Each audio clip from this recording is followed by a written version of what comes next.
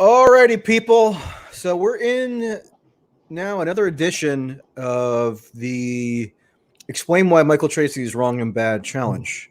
This is a challenge that only the bravest people on the internet take up. You might have seen that yesterday a courageous soul tried to make this case. To me, it's not a debate. I mean, we're just having a fairly casual conversation. We don't have to keep a tally of points, who gets owned the hardest or whatever. That's a little ridiculous. Okay, let me just put that down then. You can if you want. I mean, if you really want to, you're more than welcome.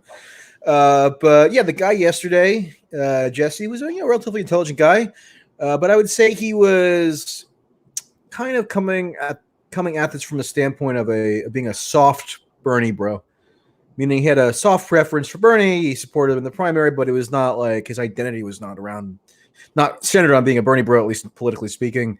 And a lot of the criticisms he had of me had to do with his perception that I was too easy on Trump in certain ways, that I didn't take the Russia investigation seriously enough, that I was excessively skeptical of impeachment.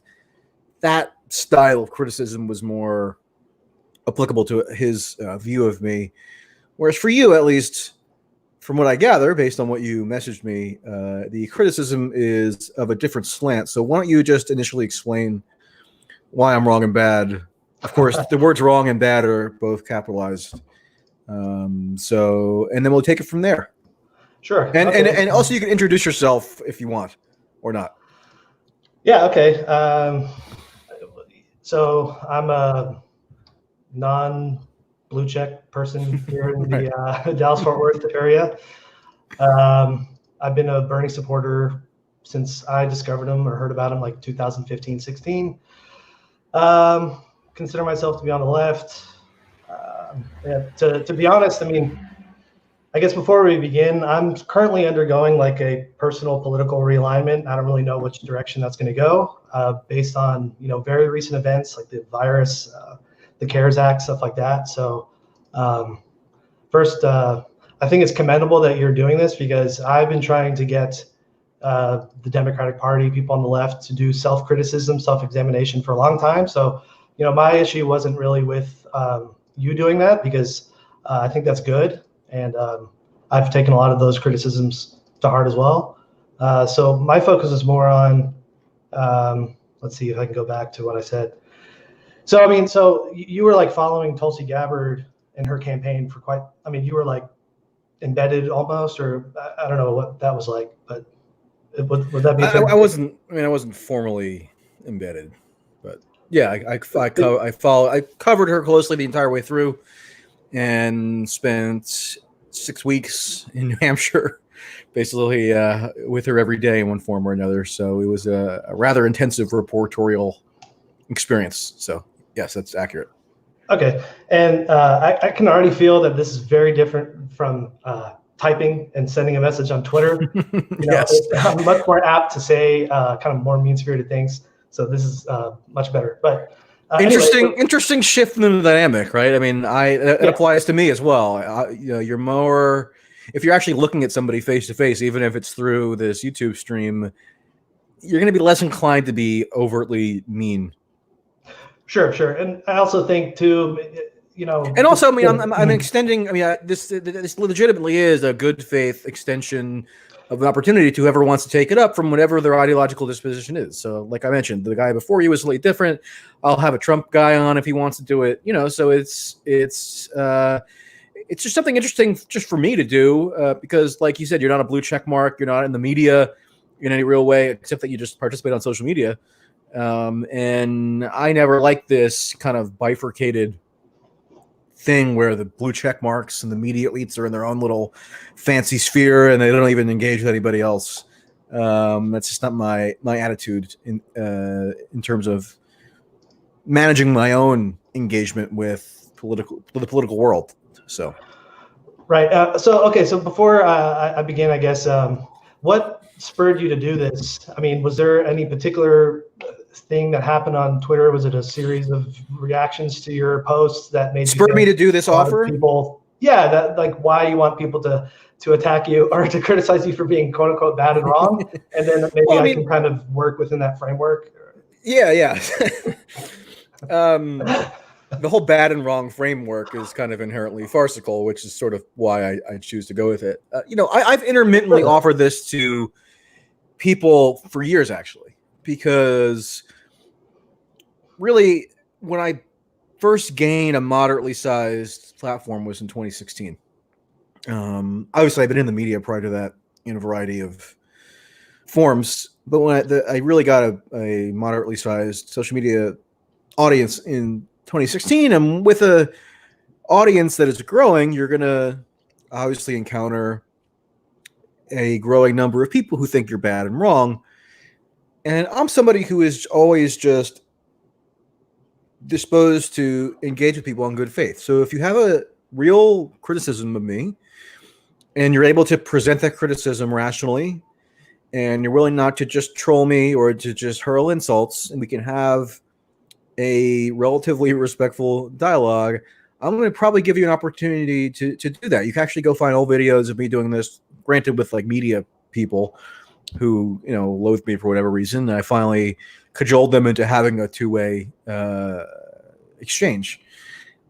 And I find it to be, fruitful for my own purposes and for hopefully the person who chooses to participate. In terms of why I resumed making the offer now, there was some anonymous kind of like weird left Twitter sort of person, not quite anonymous, but somebody of that sort of online style who was just going after me hard on over and over again, maybe a week or two ago. And I said, hey, look, I will actually pay you. I don't know if you want the payment. If you want it, I'll give it to you. I do. Yeah. Okay. Yeah. So I'll pay you $50 over Venmo. Great. Yeah. If you can come on, we'll have a casual chat. We're not debating. I'm not Ben Shapiro. I'm going to rapid fire you with annoyingly toned, logical fallacies or something and cripple your ability to respond. So it seems like he won or owned you. No, not really what I'm interested in. But look, if you have a grievance, let's just try to make something useful out of it, not just for us, but for the viewers and anybody else. And try to do it. And, I got a couple of offers. None of them really presented what I seemed regarded to be a coherent initial argument. So like you did and the guy yesterday did. And actually, I got a couple others that are still like sitting in my DMs that I'll go through maybe for tomorrow. But I picked it up because, people get super angry at me, rather than just letting the anger. There's a way to sort of transmute that anger to something productive. Productive, yeah. Yeah. Okay, cool. Well, let's just get to it so it doesn't seem like I'm avoiding it any longer than I should. I don't think it seems like that, but go ahead. Yeah. Okay. So, I mean, basically, and I actually made, I don't know if we can show them here, if I can put them in, but I took some screenshots of some of your tweets, and a lot of them I actually. Do you have them on your computer or your phone? I have them on my computer. I don't know if I can just drop it in, but it matter. I mean, just I'll trust that you're reading them aloud accurately if you want to just quote them. Okay, sure. So one here is so it seemed like like in early mid-March, you started coming after Bernie pretty hard and talking about his campaign strategic failures, which a lot of them I actually agree with. The thing that I thought was bad or wrong, let's say, is it seemed that it seemed they were very fatalistic in the sense that you had already accepted that the Bernie campaign was over and that we now need to switch focus to. I'm not saying this is what you want, but to support Biden or to support the Green. Basically, it was you were operating under the assumption that Bernie was no longer viable. Which as a Bernie supporter, I mean, we're always kind of the underdog, shooting for the stars kind of thing. So it seemed to me like it was just premature. Secondly, let me just clarify something. So I guess you were objecting to me in early March or whenever the precise date was, already getting into like a post-campaign analytical mode where you're doing like an autopsy or you're doing something that you would expect after a campaign has officially ended or failed or what have you. Yeah. You thought that was premature. Yeah, correct. That's a good way to sum it up. And I also thought, in doing so, it was in effect, no, hurting any chances he had, because I want to differentiate that from making criticisms of the Bernie campaign, which I think is totally valid and helpful. But to me, it just seemed to be coming from a place, again, as you reiterated, not from a helpful place, but more of like, it's over, let's get over it. And then just to kind of add to that point, or I guess the second point. I accept what you sort of characterize there as, I accept your characterization there as roughly accurate, but do you have like a tweet or something I've written or said handy that maybe would illustrate it, just so we could have something to refer to? Yeah, sure. Let's see.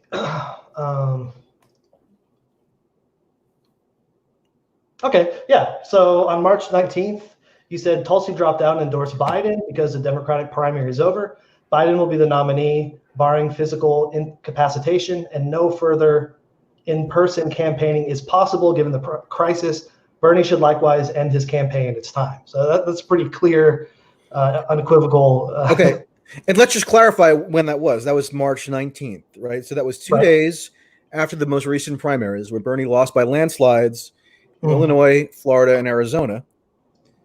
Sure. Well, Illinois was a state that he didn't win outright in 2016, but he came actually surprisingly close. So he overperformed in Illinois. This time he got blown out and swamped. So yeah, that was what I said 2 days afterwards. And you know what? You could say I was premature, but guess what? Bernie's campaign manager, Fez Shakir, and his longtime chief strategist, Jeff Weaver, are currently leaking out to the Washington Post the exact same thing I said there, meaning that they are encouraging Bernie to suspend his campaign. So it's not just me. Staff? Yeah, the campaign manager, Fez Shakir, and his longtime strategist, Jeff Weaver, have both leaked to the Washington Post. You can go look it up. I just tweeted it earlier. I believe you. That they are urging him to end his campaign, and he's more open now to ending the campaign, and probably will after Wisconsin, whenever those results ultimately come in. So if you thought it was that you're wrong per se with that, so let me just say, I'll let you continue. But if the critiques are about timing rather than about truth or validity, then okay, we could talk about timing. But isn't the truthfulness or lack thereof of what I'm saying of a little more consequence than the timing? Not exactly. So, I mean, being bad or wrong is an opinion, right? It's subjective. So from my standpoint, I mean, so much about elections in this country with the two-party system, first past the post, is about perception, voter perception about who can win, quote unquote, electability, right? I hate that term, but so, and I did watch the entirety of your discussion yesterday with Jesse, I believe. Yeah. And this is also a non-blue check mark. correct. Yeah, another civilian. So right. I like how we can kind of differentiate civilian versus, I don't know, military in terms of the media landscape. But go ahead. Sure. So yeah, again, I mean, I have no problem with you sharing your opinion. Of course, you're supposed to do that, and you made a valid point too, that as a media personality, you're always going to make people upset, or certain people say you should say this, you should be focusing on this. But I mean, I assume that you are more or less, or were a Bernie supporter, or that you would. Okay, but let me get to my point. It's just that when you make these calls that he should end his campaign, you're putting out signals that is kind of in a way disenfranchising people. It's similar to like when the AP called the primary for California in 2016. Now, what they said was factual. They called up super delegates, and those people said that they were not going to support Bernie. But by releasing that information to the public, it in effect might have made people stay home. So to somebody, who is a Bernie supporter, who makes phone calls and all that, when you see something like that from, what you would consider like an ally, or, like a kind of a fellow traveler on the left, you would think, hey man, you're not helping. Why are you saying this now? Even though it might be a valid criticism. Okay, so let's just say theoretically Bernie does drop out next week sometime. right? So he deprives voters in future states, New York, New Jersey, New Mexico, wherever, of the ability to vote in a primary that's still technically being contested, even if it's functionally over. Is Bernie therefore disenfranchising those voters because he suspended his campaign? I don't think so. I mean, I think one kind of trope you hear from a lot of Bernie supporters is you're disenfranchising them if you're calling on a candidate to drop out, or if you're encouraging. I mean, so I guess Fez, Shakir, and Jeff Weaver are also wanting to disenfranchise voters because you're not. Yeah, but you're not preventing those voters from exercising their franchise. So you're adopting this expansive definition of disenfranchisement. Disenfranchisement is when you erect barriers that prevent people from voting, not when because like. So I think you could say that there's hard and soft disenfranchisement, perhaps, because like. One thing that is common with Bernie supporters, right, is this kind of overarching feeling that the media is against us, right? Or we call it like Bernie blindness. I'm sure you're familiar with that term. So, I mean, when you have arguers, say, with like centrist Democrats, they completely dismiss it and say, that's a ridiculous notion.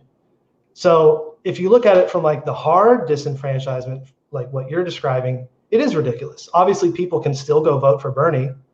But I think it's also kind of naive, or I don't want to say disingenuous, but to say that these media influences don't have an effect on the vote. I mean, Biden's whole campaign is about electability. Let's say, for example, that let's just assume that Trump's paranoias are correct and that the media is like 100% fake, just to illustrate an example. And that the New York Times, prior to Super Tuesday, or Super Tuesday is a bad example, prior to Nevada, let's say, released a poll that said Bernie was polling at 1% in Nevada, which would be a complete lie, right? Let's say that happened. Just for example, I mean, would you not agree that that might strongly, discourage Bernie supporters from bothering to get off the couch and go vote? I think it could have a discouraging effect. Sure, but I'm sort of struggling to understand how that's applicable to my own personal conduct. Meaning, if I believe something is true, but it could have the effect of maybe depressing the eagerness of a certain sector of Bernie supporters who happen to see my tweets or read my articles or something, if it depresses their eagerness to go and vote, that means I should withhold my commentary. Like, you almost can't base what you say in terms of what effect it could conceivably have in that sense. Otherwise, you're going to be constantly hamstrung, right? So, and I would say that's a little different from, I remember just as well as you do, the AP calling the nomination over while voting was still underway in California, right? In 2016? Like the day before, yeah. Right. And actually the fact that California, and that was in June of 2016, that was one of the reasons why in 2016, I was actually all in favor of Bernie contesting every primary, going all the way to the convention, because at that time he was still a relatively new figure, right? He gained name recognition as the primary progressed. When the first states voted, he still was not universally known by any stretch, and yet he still won New Hampshire in a landslide, and then did surprisingly well in other subsequent primaries, such as Michigan, Wisconsin. But the question I have now for you, and he was like, in contesting every primary, he built up an organizational infrastructure in each state. He developed networks in each state. So he truly was building up leverage that made him into the significant political figure that he is now. However, I think the political conditions, to say nothing of the coronavirus conditions, that's sort of like a separate dynamic. But even if there was no coronavirus, right, and we had the same conditions, I don't see Bernie, even from a standpoint, even if I was just not acting journalistically or I had no motive other than I want Bernie to be the most powerful, as powerful as he possibly can be. If I see Bernie constantly getting blown out in primaries that he won by overwhelming margins 4 years ago, do you think that increases his leverage or decreases it? I mean, because Michigan was one of the reasons why there was excitement around his campaign in 2016. All the polls were against him. The polls had like a funky sample size or something, so they totally misjudged. the outcome. He ends up winning it. This time, when he was one-on-one with Biden, so you can't blame it on Warren, you can't blame it on anybody else. It was a true one-on-one face-off between Bernie and Biden in one of the most critical, if not the most critical state in the entire union in terms of the logic of his candidacy. And he gets blown out. He doesn't just lose Michigan. He gets utterly blown out. He loses every single county. On that same day, he loses Idaho, and he loses Washington State. Washington State, where he won the caucus in 2016 by a landslide margin against Hillary. That's why he was able to go longer than people might have anticipated in 2016, because he was racking up significant delegate accumulations as a result of these caucuses. But many of the states have transitioned from caucus to primary, and Bernie's rationale in terms of he wants as many people to vote as possible, and that's going to propel him to victory, that hasn't been right. A lot more people participate in primaries than they do caucuses. That's why his margins are cratering in states that have transitioned from caucus to primary, such as Washington State, which you would think would have been one of his very best states in the entire union, and yet he lost. So I don't understand what leverage he's accruing by being in at this point. If you even listen to him talk about his campaign fortunes, he seems like depressed. I almost feel bad for him. I agree. He seems like we're assessing, we're talking it over. It doesn't seem good. Good. He's not not doing a rousing of that tweet. I mean, obviously, I'm not trying to say you have an agenda, but you have your own political ideas, and given the position and the following that you have, you're trying to enact your, use your influence to enact your vision of what the country should be, I would say, at least through your Twitter account, right? So for that tweet in particular, I mean, what is your point there? Do you want us to get behind Biden? I mean, I just didn't really understand. No, I'm not saying to get behind. To drop out. You think he'll have more leverage if he drops out? If Bernie's goal and his campaign's goal is to have maximal leverage with Biden, then yeah, he should drop out. Because if he protracts it, then once Biden does ultimately win the nomination, which he will with 99.9% certainty unless he croaks, and if he does croak, by the way, it doesn't mean Bernie gets the nomination either. It just means there's some other crazy scenario that gets into place. So I don't even think that's worth really contemplating as realistic.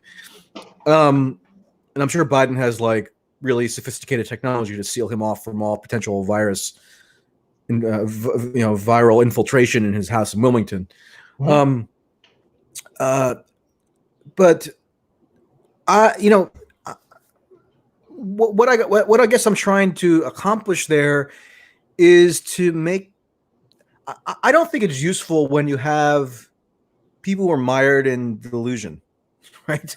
I don't think that's constructive, and that there's always been a segment of the online Bernie world that is a little bit crazy and delusional. Even in 2016, you had these. The term grifter is overused. But there were genuine grifters in 2016 who would sell these fairy tale delegate scenarios about how he was gonna. What's that? Abramson. Yeah, Seth Abramson, H.A. Goodman, a couple others who got a lot of notoriety, and I wanted Bernie to continue all throughout 2016, but I wasn't also confabulating these nonsensical scenarios where I actually thought he was going to win the most delegates, although I granted that there was a possibility of California having a crazy margin or something, and maybe he would win. Okay, but that's just not the case anymore. Some of this, he's getting blown out constantly. I don't know what to say. Okay, and so if he wants to maximize his leverage with Biden, if that's his goal, that's not my goal. I don't really have much interest in exerting influence on Biden one way or another from my standpoint. But from Bernie's standpoint, if he does want to exert influence on Biden, if he continues all the way through on a fruitless campaign, that's going to alienate him from Biden world.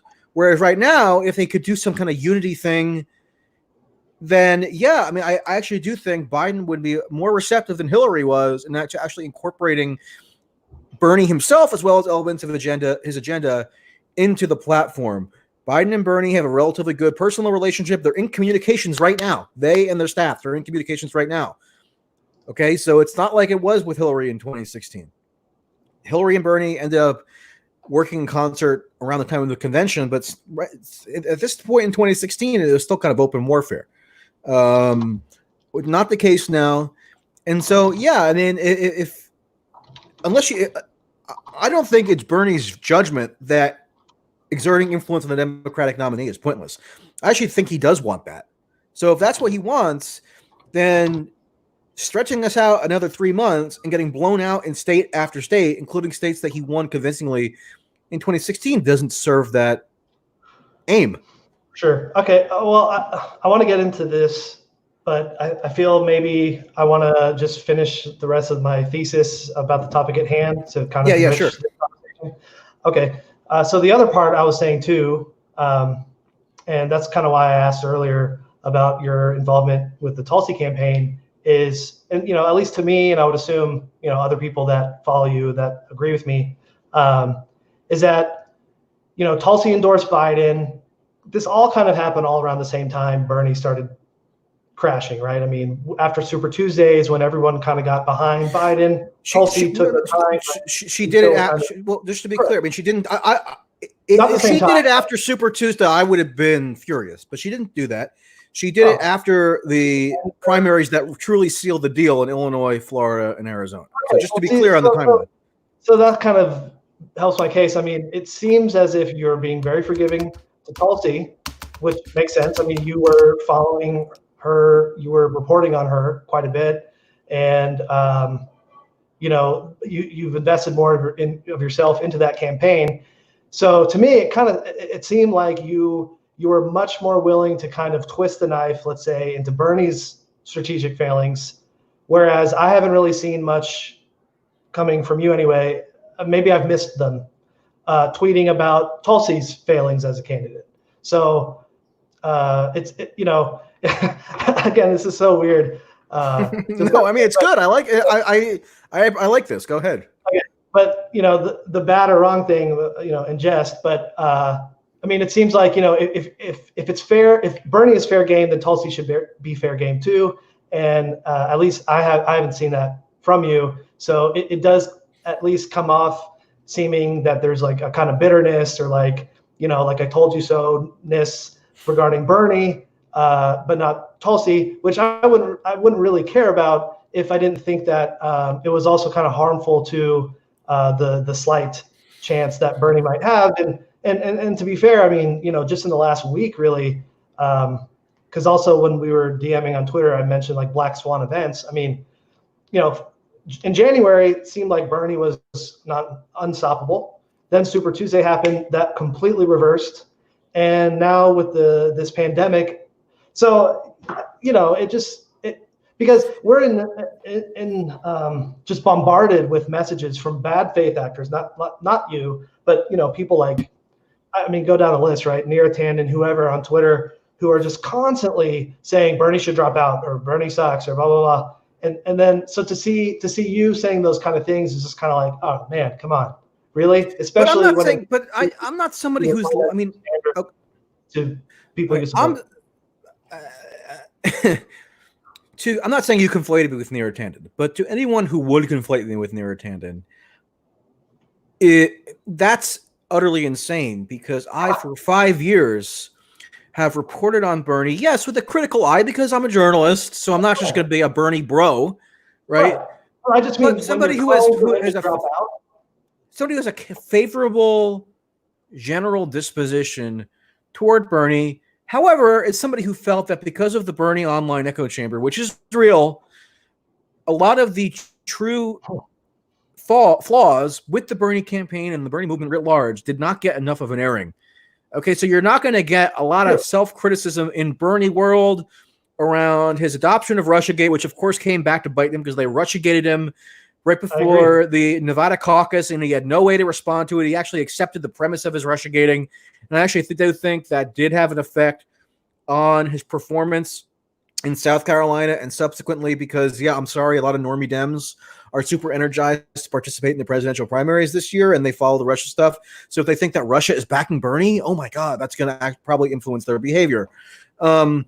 That, the impeachment stuff, a lot of the hyperbolic Trump rhetoric where he's like the most dangerous president of all time and he's a racist, sexist, blah, blah, blah, blah, blah. It's just like he sounds exactly like every other Democrat, so it diminishes the novelty factor, which made him distinct in 2016. And there are other criticisms. I'm working on a long, actually, piece with somebody else who I don't want to name right now because I'll give away the surprise. But we'll do more of this later because, hey, if you accept that we're in autopsy mode, which I know you may not, but like the Hillary autopsy took like 2 years to complete. Okay, so buckle up.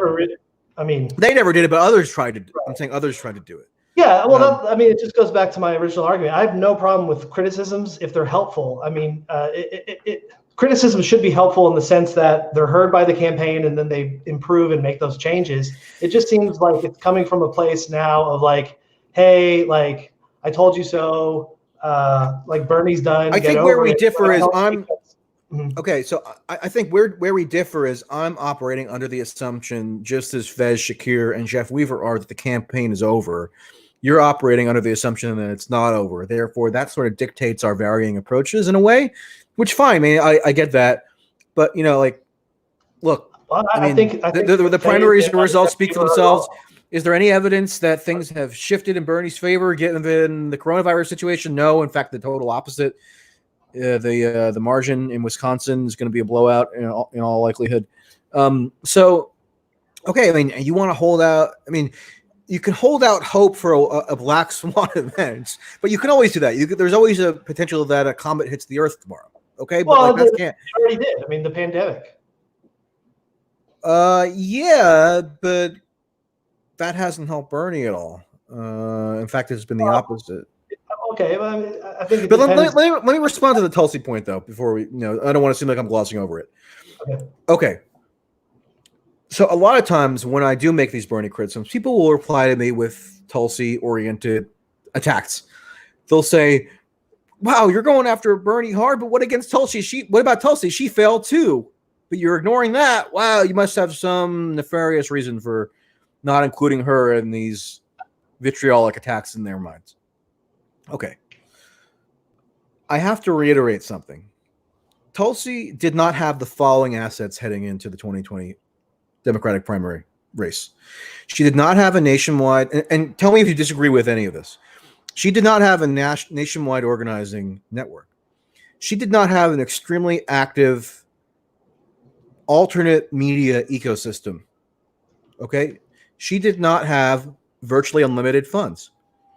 She did not have universal name recognition. She was not the runner-up in the previous presidential primary cycle, having earned 46% of pledged delegates. She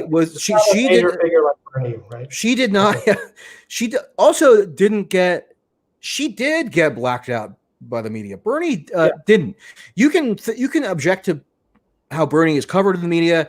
I actually think it was a lot fairer to Bernie in 2020 than it was in 2016 because he had a lot more political leverage. He couldn't be ignored.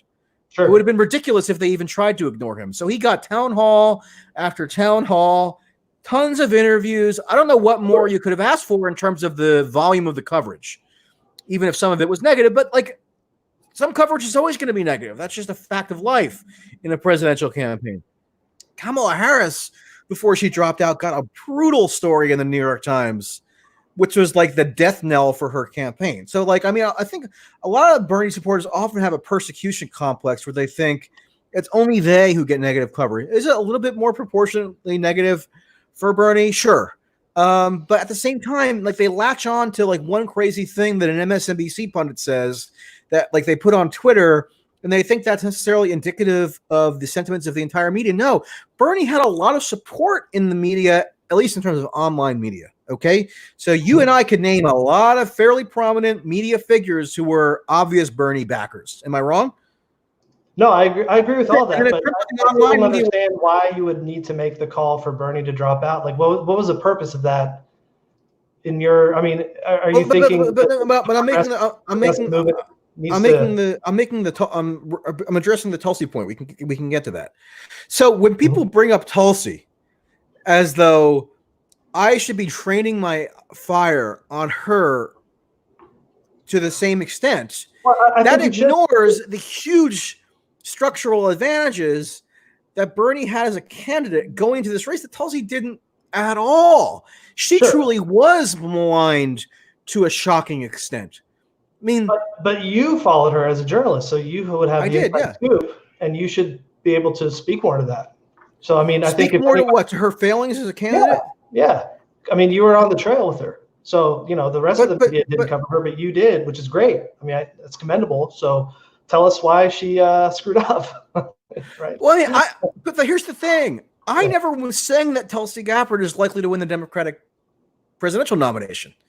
That wasn't my purpose for covering her or for devoting a lot of my energy and attention to her. I thought that she has unique attributes as a political figure that are extremely important. We could name a couple of them. You could probably guess them. She was the only one who countered the Russiagate narrative, only one who countered the impeachment narrative, and not from a knee-jerk pro-Trump standpoint. She was actually vociferously opposed to Trump, which is why she endorsed Biden as the presumptive nominee. She was endorsing Biden over Trump, not over Bernie. She was acknowledging exactly what Jeff Weaver and Fez Shakir, Bernie's top advisors, have acknowledged, which is that the race is over. And therefore, Tulsi was saying, look, Biden's the nominee.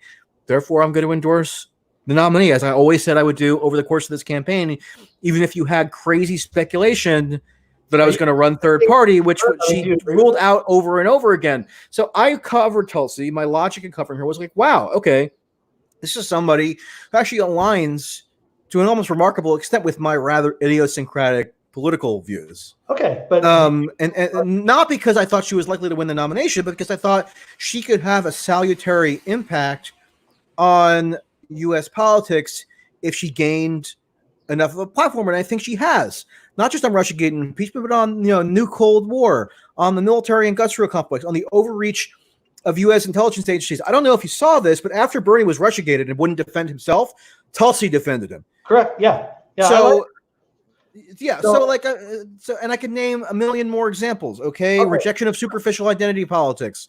Mm-hmm. So if you want to talk about her strategic failings, I think there is more she could have done in New Hampshire to convert her name recognition, which was relatively high in that state, into votes. They didn't devote enough money, I don't think, to getting out the vote in New Hampshire, where even though her name recognition was pretty high. If you walk down the central, the main drag in Manchester, you saw the big Tulsi billboards, and she got 3.3% of the vote. I think that's the number in New Hampshire. I think more could have been done to get that total up higher. I grant that. That's sort of like a strategic thing. That's not something to do with a substantive failure on her part.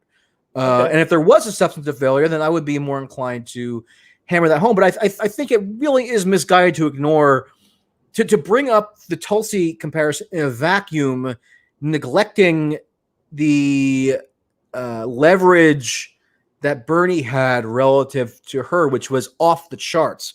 Tulsi didn't have 0.01% of the advantages that Bernie did going into this election. Okay, I don't see how that comparison is relevant here. I mean, it's just, you can, so it seems like you personally agree with a lot of Tulsi's platforms, which I do as well. You devoted a lot of your time as a journalist to covering her campaign, especially in a climate where a lot of people did not, intentionally or unintentionally. So yeah, Bernie had more coverage for sure, but I still don't see how that is related to the fact that, especially someone in your position who did cover her extensively. And I would assume that her endorsing Biden does not conform with your political beliefs or the position she holds that you support. So, I mean, it seems like if it would be anybody, it would be you who would be, being more critical or doing a self-autopsy of her, regardless of how she compares to Bernie. I would be critical of Tulsi endorsing Biden if I felt that it was a betrayal of her values in some way, but it's not, because this is what she. But one of the values that she espoused over the course of the campaign was that she was going to endorse the eventual Democratic nominee. That's Bernie's. Bernie's going to be doing the same thing. So I'm not going to be angry at Bernie for doing what he always said he was going to do. I accept that that's who he is. No, I'm not. I mean, I don't have a problem with that. He did it with Hillary. I mean, I was annoyed that Bernie, in terms of running around supporting Hillary, did it without reservation, and some of it was cringeworthy. But look, the Biden people are not going to be super eager about getting Tulsi out there as a surrogate. Okay, all she did was say, "Look, I'm supporting the nominee." Okay. I mean, doesn't that? I mean, because she'll get nothing from it, right? Is that what you just said, basically? No. What would she get from this? I don't know. So she's been blacklisted. This is what she believes is the right thing. So she's doing what. I mean, people in the chat won't believe me, and trolls on Twitter won't believe me. But she's doing what she thinks is the right thing. She thinks it's the right thing to get Trump out of office and therefore support the nominee to get him out. And Bernie feels the same way. You're applying to Bernie people, to be honest. Sorry, say that again. I think you're suffering from similar delusions that you're applying. How so? Bernie people. Because I don't think she endorsed Biden at all. That conforms with her beliefs. I mean, it's the complete opposite of her. How is that? How is that possible? If one of the beliefs that she espoused from the very beginning of the campaign was that she would support the eventual Democratic nominee, it comports perfectly with that stated belief. But that's not a belief, though. That's not a value. That's something she said. She believes that it's important to support the Democratic nominee so that Trump is removed from office. That's a belief. Okay. Bernie shares the same belief. Do you think she believes that Biden can beat Trump? I mean, I don't even want to go there because I think probably, yeah. I mean, I think Biden can beat Trump. Do you think she believes that? Yes. Do you think her followers are going to take her endorsement and vote for Biden? The most vocal ones? No way. Okay. But she's not, but if you notice, she's not in this posture where she's hectoring her supporters and saying, you must support Biden. How dare you? If you don't, you're evil. All she did was say, I am supporting Joe Biden as the nominee. Okay. So she's not scolding anyone. She's not lecturing anybody. She's just telling you what her preference is in terms of Trump versus Biden. But I think that seems valid to me. And it's exactly what Bernie's going to be doing. I know, and that disgusts me. But I think it's kind of a dodge what you're doing here. Like I saw her interview with Jimmy Dore right after she endorsed, and he asked her like, "Are you endorsing him or do you support him? And is there a meaningful difference?" And then she said, "No, not really."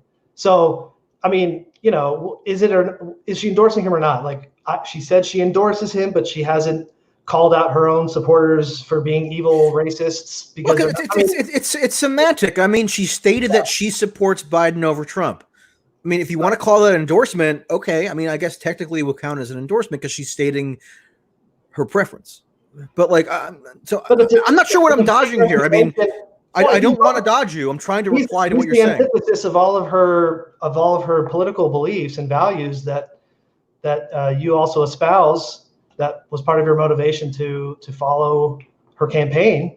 So I mean, but she's looking at a prism of. But she's looking. I mean, if you look at her endorsement of Biden, it was actually super qualified in terms of as far as endorsements generally go. She was saying, I don't agree with Biden on lots of things. However, I'm supporting him over Trump, right? So it wasn't this uncritical, full-throated endorsement.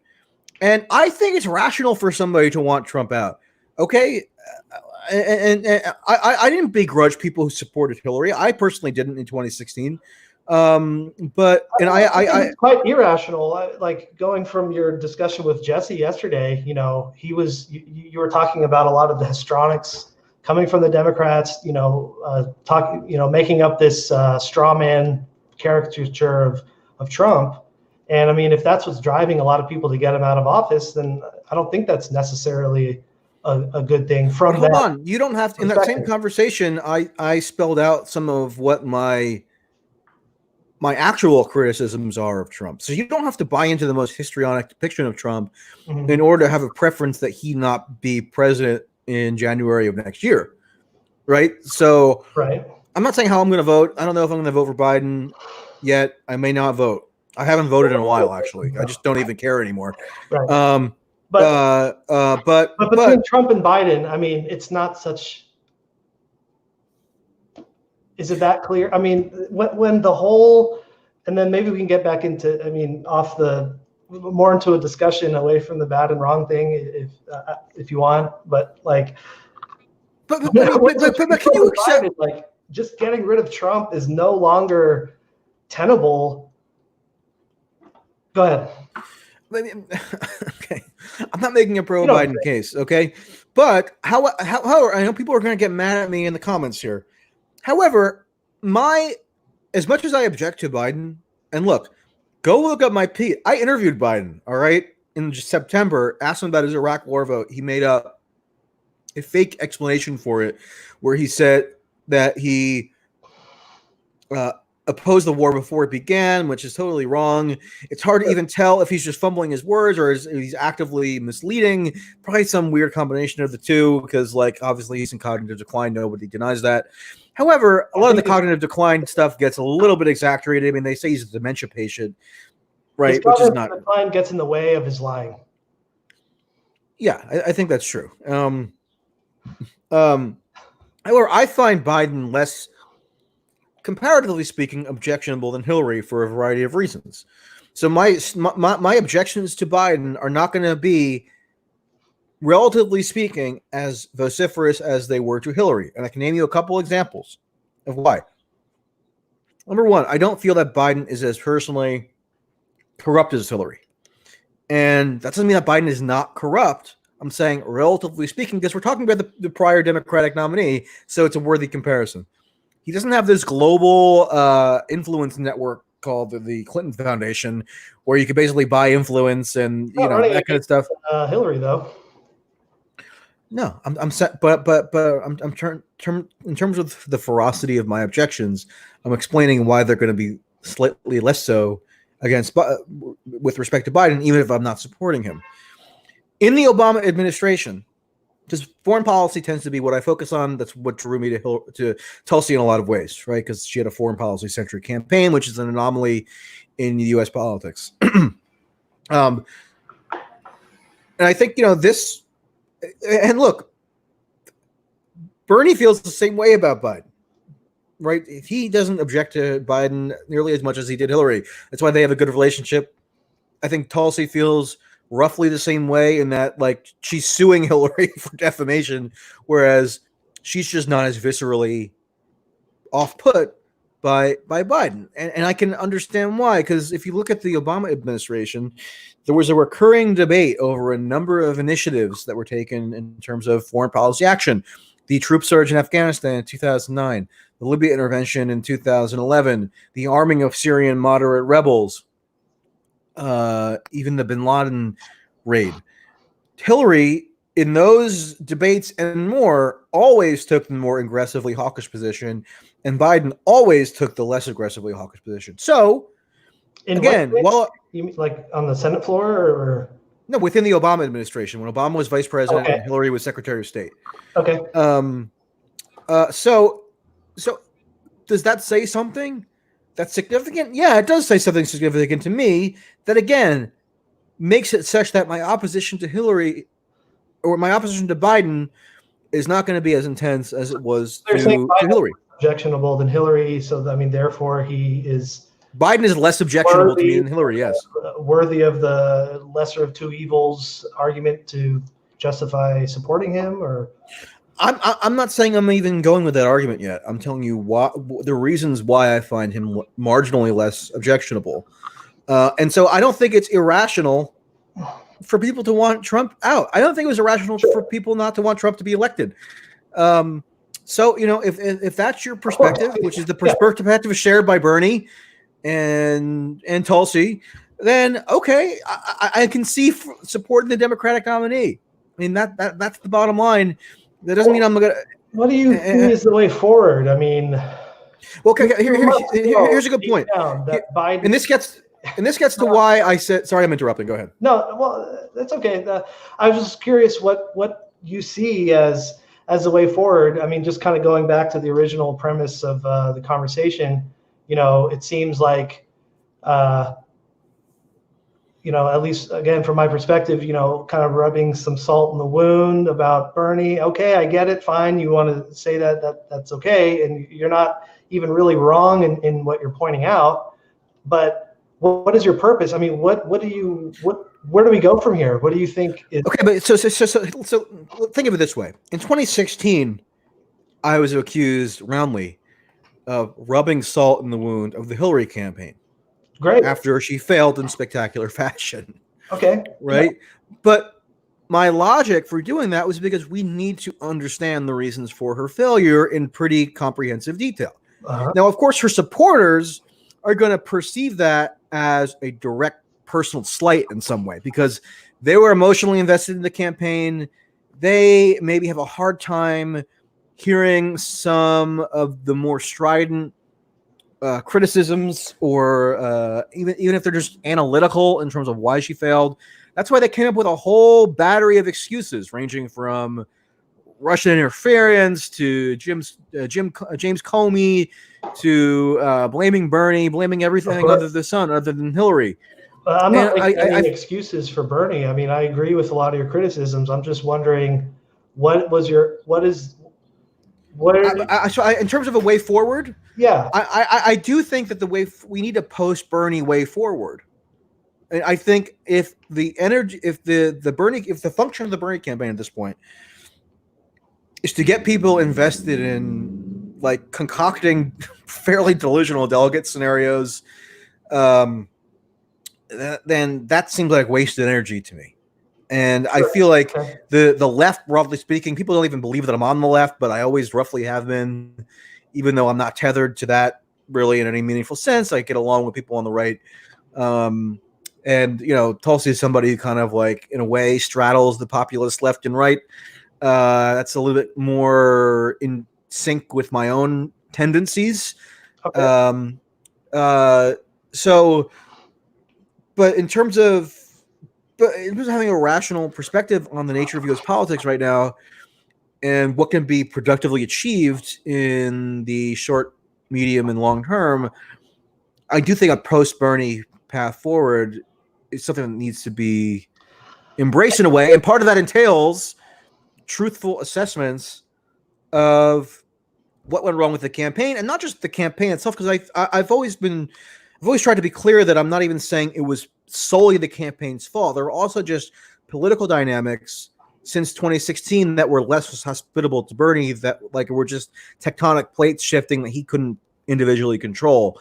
So it's a combination of the two, and I think it's important to parse through those in an intelligible way.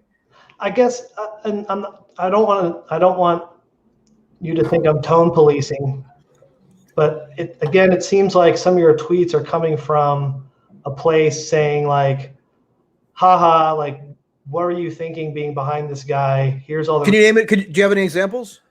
Yeah. Okay, sure. Let me see. Sorry to drop the momentum here. No, go ahead. People, I mean, if you're crazy enough to be watching this live stream, then a brief pause is not going to dissuade you. Okay. Okay. Here's what I actually responded to. So on March 23rd, you said, I'm not trying to unfairly attack Bernie. He was my preferred candidate, blah, blah, blah. Fair enough. And then under that, so I guess you got a lot of flack for that one. You responded like to yourself, kind of. You said, God, you people are such babies, melodramatically announcing you are unfollowing as if I give a S. And I responded. But that, okay, go ahead. Sorry. It's not melodrama. This is so funny reading this to your face. Don't you like personally litigating random angry tweets? Right. I said it's not melodrama. It's a signal to you that you're being a jackass and losing influence with people. Okay. So again, my point is like, as an influencer, but I was saying that people were babies when they used the tactic of melodramatically announcing that they're unfollowing me. As if they're mad at me and they're saying, "Oh, they're announcing to the world that they're unfollowing me." That's not saying everybody is a delusional baby who supported Bernie. But well, like what I said in my response is that's a signal to you that your message is you're not communicating effectively. But I can't cater to agree with Bernie supporters. I can't cater to anybody. Trump supporters, and I'm not equating the two, but Trump supporters tell me the same thing when I criticize Trump.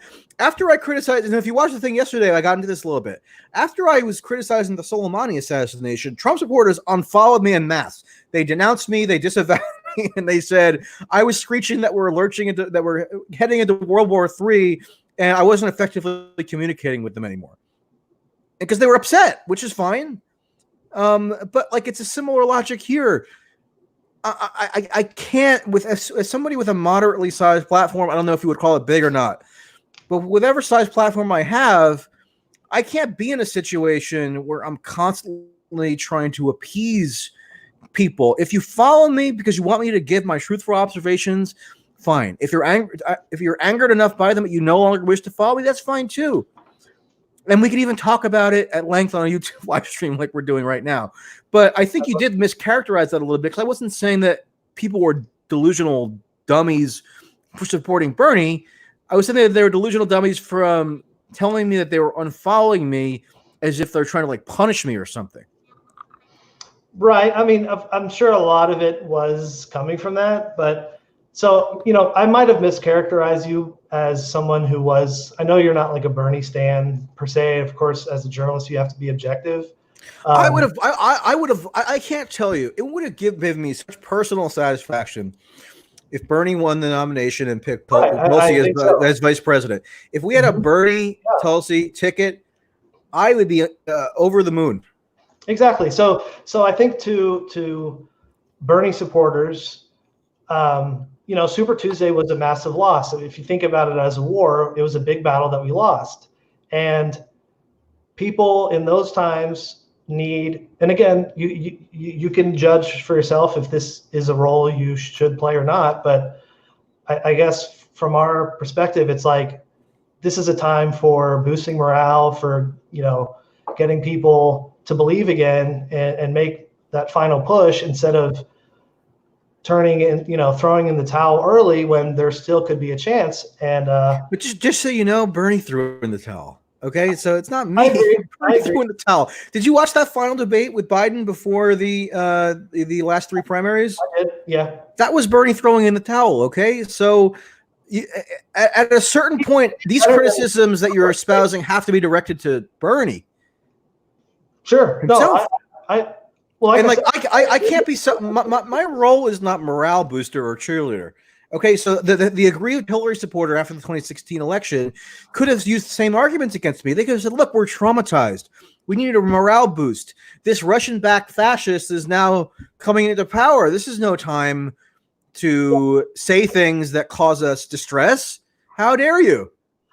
Right, but I know that's not your role. But even when you don't do that, it's out of your control, but in a way you are supporting you're on the same side, at least in this particular battle. Let's say you're boosting the Neratandans and the people who are repeating these kind of messages all the time. Bernie should drop out. Bernie, and then when I'm not boosting Neratandans. I guarantee you. I know you're not. I'm not saying that you're intentionally doing that, but I'm saying when I log in on Twitter, for example, I see, like, you know, I keep going back to Neratandans. I wish I could think of more off the top of my head, but like a Jonathan Shade or a Bacardi Sellers or somebody. Exactly. Yeah. Thank you. And so when they're saying this stuff every day, and then I'll say, well, let's see what Michael Tracey has to say.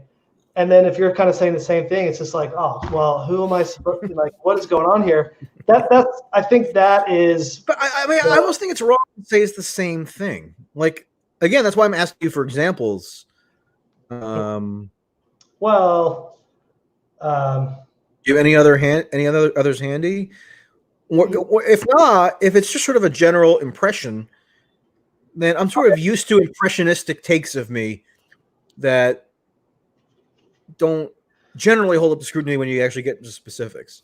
Okay, well, so let's talk more about like what happened in Illinois or Michigan, perhaps, and kind of like really jump in here if you want. Like, yeah. So one of your tweets, March 17th, that I also responded to, and it was actually a very nice and civilized tweet on my part. Okay. So you said, it's absurd to look at Bernie's cratered rural support all over the country compared to 2016, including tonight in Florida and Illinois, and conclude that the main explanation for his campaign's failure is that the media was against him. Quotes are yours. He had far more media leverage this time than 2016. Okay. And then I asked, what did Biden do to get rural support? What did he do other than be the default? I don't think you noticed that. Did I reply to that? No, but it doesn't matter because okay. And just so you know, I literally cannot reply to everything because otherwise I would do nothing all day. I don't take it personally. Yeah. But you know, so again, it's like Does he But deserve? do you think that's an unfair? I do, because I don't. Why is that an unfair statement that I made? Because I think you are focusing on his campaign strategical mistakes, which are real, but I think you're ignoring the bigger picture of, like, let me ask you this: why do you believe the results at all, like in Michigan? Why do I believe the?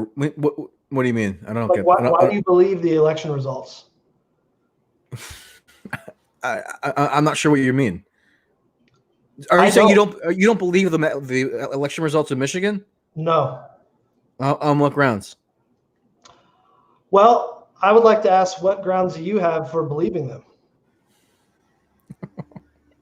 But okay, so extraordinary claims require extraordinary evidence. So if you're making the extraordinary claim that the Michigan primary results are fraudulent, then I think it's incumbent on you to state your reasons. I actually disagree. I think it's an extraordinary claim to assume that our elections are legitimate. Do you believe the New Hampshire primary results? I really don't believe any of it. I think it's all just kind of made up. Do you believe the Nevada caucus results?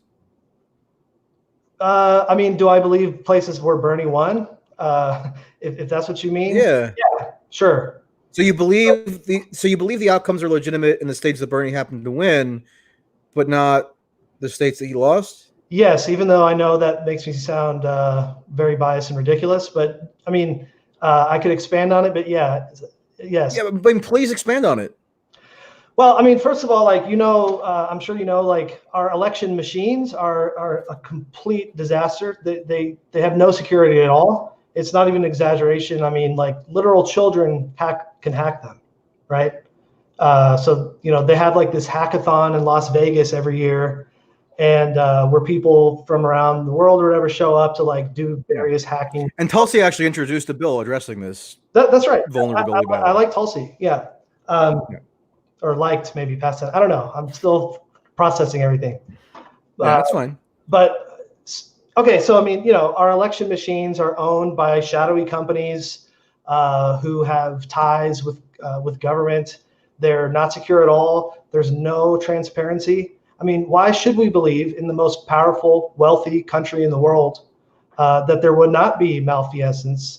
I hope I said that right. A lot of words. Malfeasance. Yeah, I read them, but I don't know how to say them.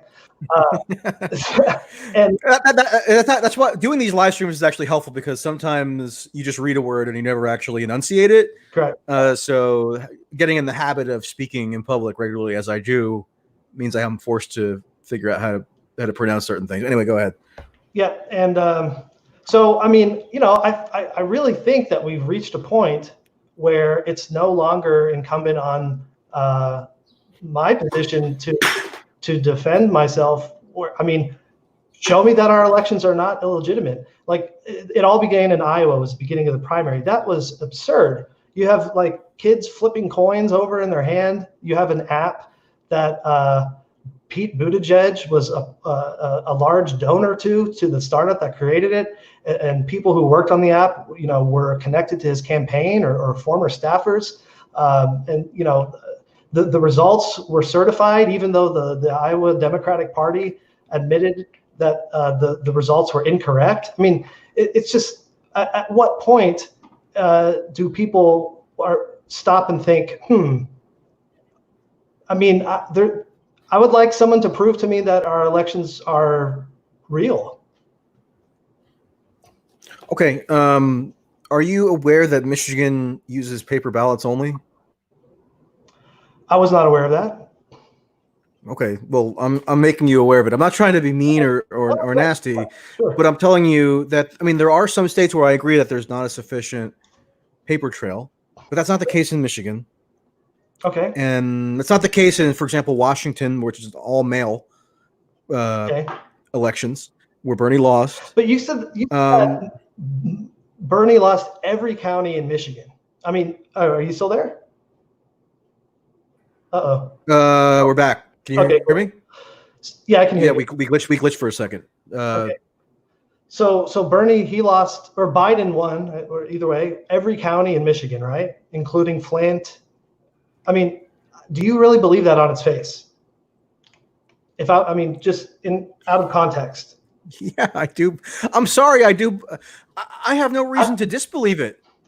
There are paper. There are paper ballots. I mean, I'm sorry. This stuff reminds me of 2016, where they're saying Russia hacked the voting booths. It just does. We can go if you want them to go fully audit. I mean, what would satisfy you that the Michigan results are legitimate, given that it's a paper ballot system, like a full audit? Sure. Did they audit them? Yeah, they do it, but it takes like a year. Okay. But I mean, it's a paper ballot system. Mm-hmm. I don't really know how it works. Who counts them? Well, I mean, see, like I know you're not a journalist, right? But I am. So I have actually taken the time to understand how it works, and I understand that county clerks in each county in Michigan preside over their elections. They tabulate the vote totals they take the vote totals from each precinct, mm-hmm. which are then transferred to the county clerks of each county, and then the Secretary of State in each state compiles that into the full statewide result, and that's what happened in Michigan. Like, okay, but it almost seems like when we get on this topic, we get into this nihilism, where it's like, okay, so then I'm not being nihilistic. I mean, who are these county clerks? Are they Democratic Party? Are they Republicans? Are they nonpartisan? Are they? I don't know with specificity of Michigan. I know in many states they're elected. Mm-hmm. But like, so did you believe? So like when Bernie won Michigan in 2016, which is actually fairly surprising because, as you know, he was far trailing in the polls. Right. Like, how do we explain that? It was the same system in 2016. Well, I mean, okay. First of all, the polls are very, very skewed by design. They call like 80% landlines, which nobody. But the polls were roughly accurate in every primary this time. Well, what does that tell you? That they're not skewed. No, well, they are. So this is how the polls work. I read this on Emerson, the Emerson poll, right? And they describe like their polling methods. So first of all, they call about 80% of landlines only. And okay, but let me just stop you, because when you say the polls, you got to be specific. Certain polls are landline focused, but now we have online polls as well. So The Economist, Morning Consult, Reuters, Ipsos, those are all online polls, and they have roughly tracked with every other poll. So it's just different methodologies. They have? I find that hard to believe, because all you have to do is copy the link to 4chan and it'll skew to some crazy write-in. No, but you don't just click on a link. You have the pollster contacts you mm-hmm. to participate in these polls. And actually, the relatively more the poll in 2016 that predicted in the general election that predicted that Trump had more support than people thought was an online poll by LA Times Doorsafe. Okay. I mean, so how do they verify you and all that?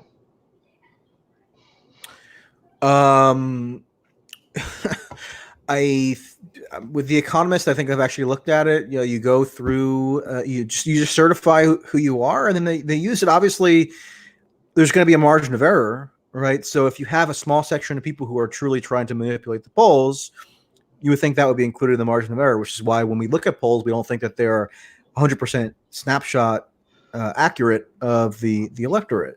Right. But just like I don't understand how this poll skepticism.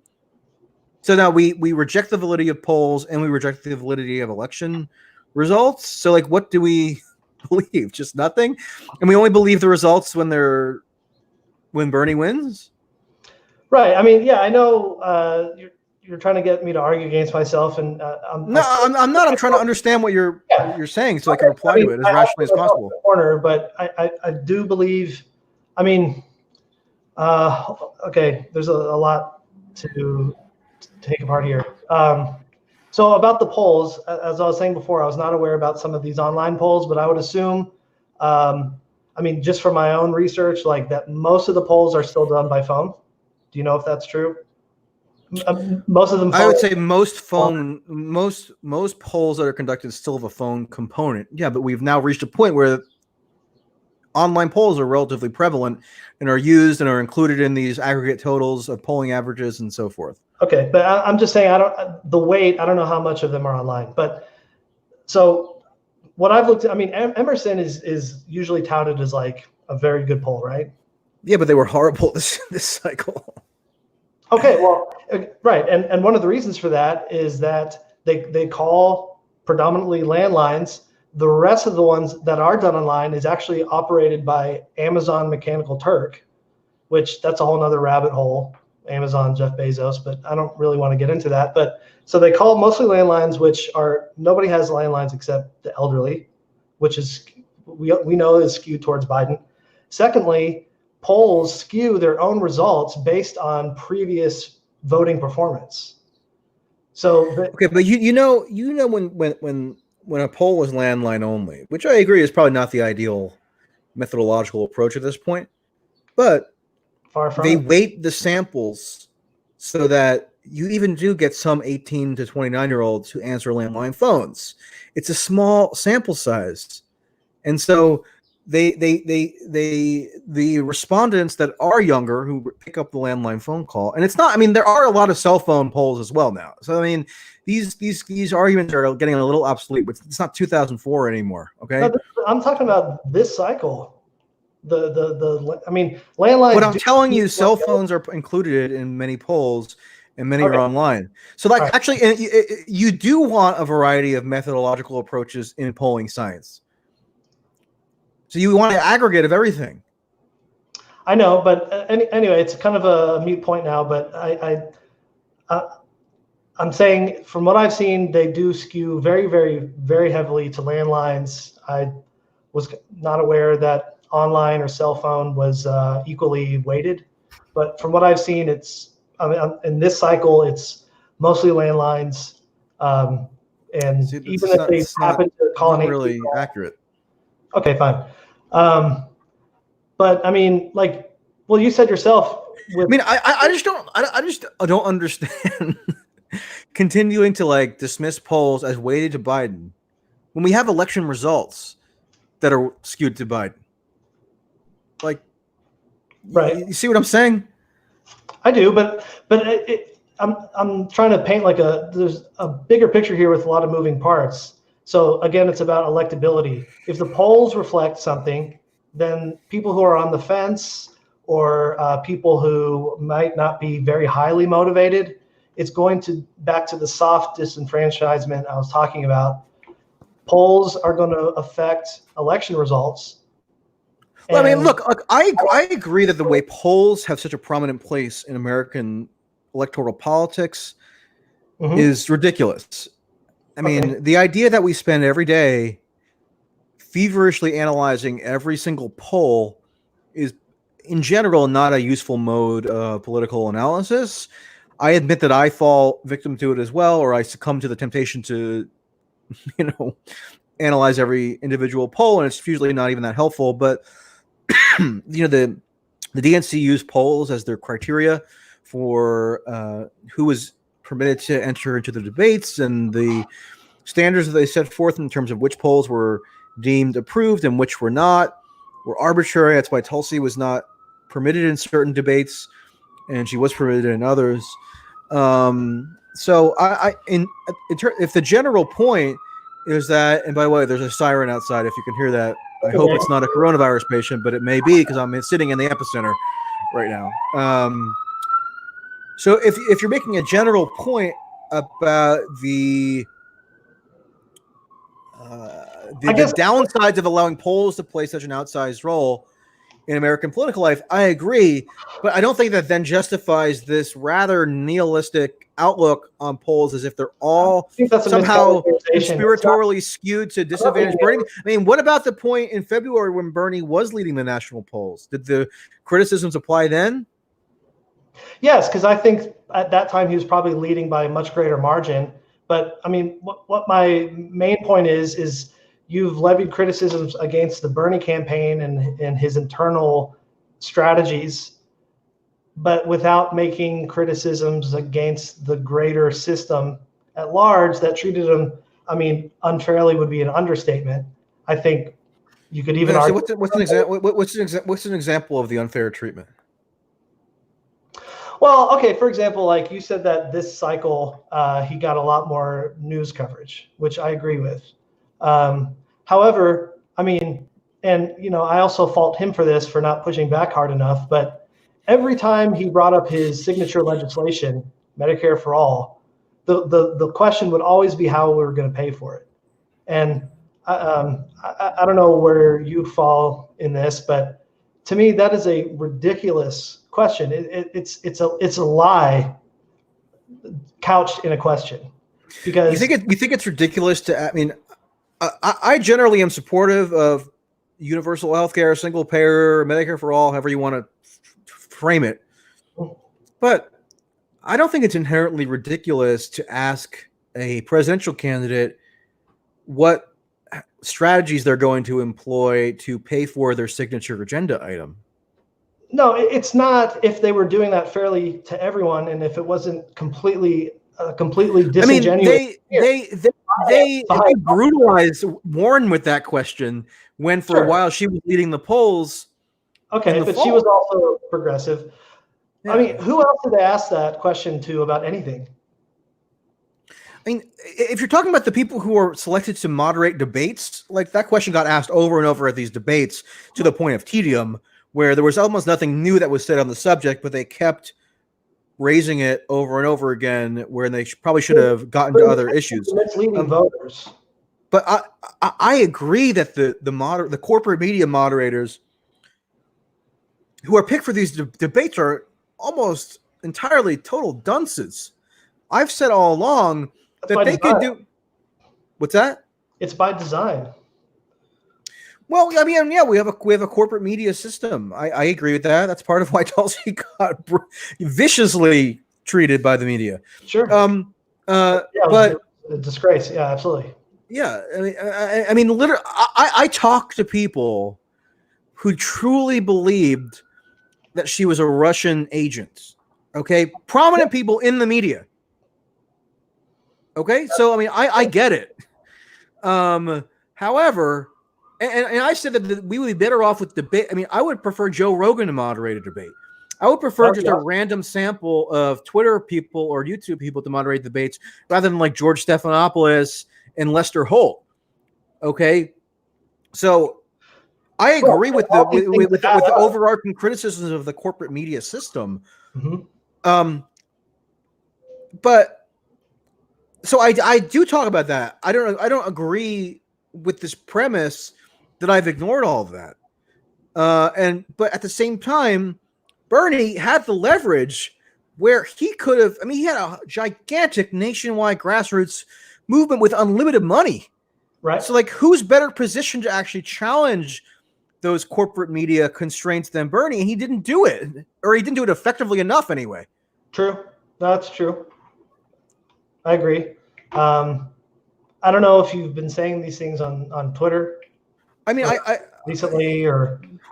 Yeah, I mean, probably not as much in relation to Bernie because, like, look, Bernie has a lot of very vocal and dedicated online supporters who make these points over and over again.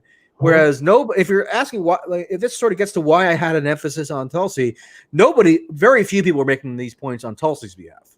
I mean, before the New Hampshire primary, where she spent a year campaigning assiduously, and she was ahead of Tom Steyer, ahead of Deval Patrick, ahead of Michael Bennett, ahead of Yang in New Hampshire, and they blacked her out of the final debate before the primary.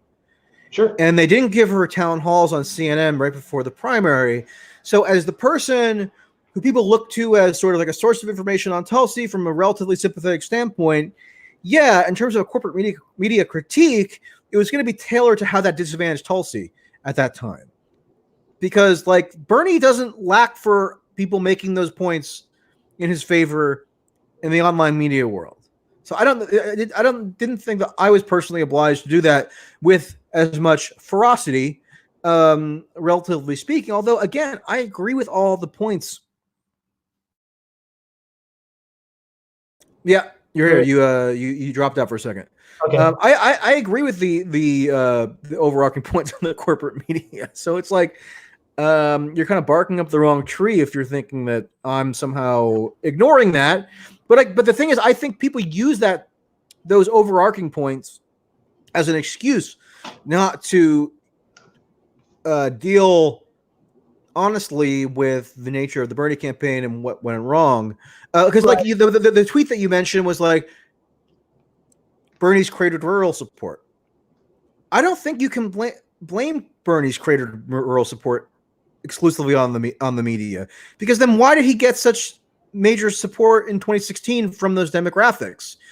And in the interim, he had universal name recognition, unlimited money, and a lot more media attention, even if some of it was negative. But I mean, during the 4 years since 2016, as you mentioned, he's pretty much been campaigning continuously. Yeah. But at the same time, the establishment has had 4 years to build up their defenses. But the establishment was weak. I mean, people think that Biden was like this establishment juggernaut, like Hillary was in 2016. No, he wasn't true. Hillary was such an establishment juggernaut that she cleared the entire field, with the exception of Bernie and then a couple other very minor candidates, and had all the superdelegate endorsements very early on.